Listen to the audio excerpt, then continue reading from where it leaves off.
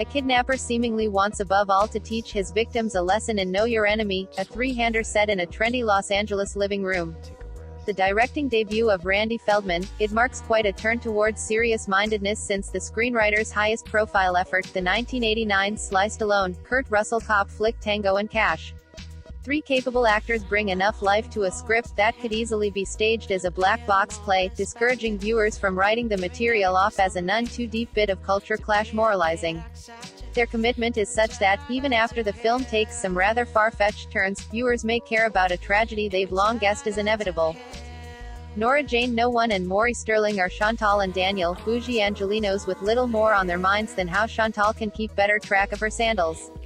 Then she spots a strange car in the driveway, and is certain that its motionless driver, Farshad Farahat, has followed her home for nefarious purposes. She's right, and soon the unnamed man, we'll eventually know him as Shahid, is holding the couple at gunpoint, sitting them down on the couch and quietly insisting that Chantal explain why he's here. With a calm that suggests he's used to talking at people he thinks are dumb or dishonest, Shahid makes observations about the couple's consumerism and steers them into fish-and-barrel moral debates.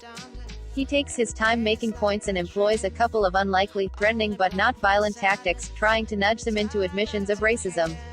Chantal acknowledges early on that she recognizes Shahid as a man she cut off rudely in traffic, but neither she nor Daniel will admit to seeing this Middle Eastern man as someone less human than themselves.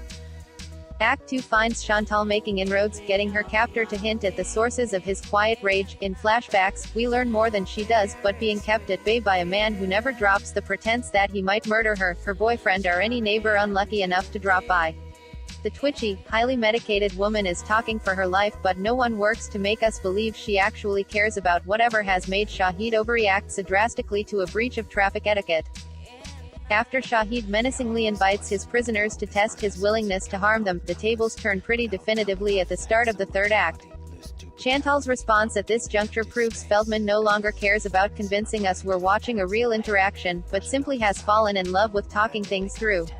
Though completely implausible and hardly revelatory, the screenplay's identification with multiple points of view will be comforting enough to art house liberals that they might not object.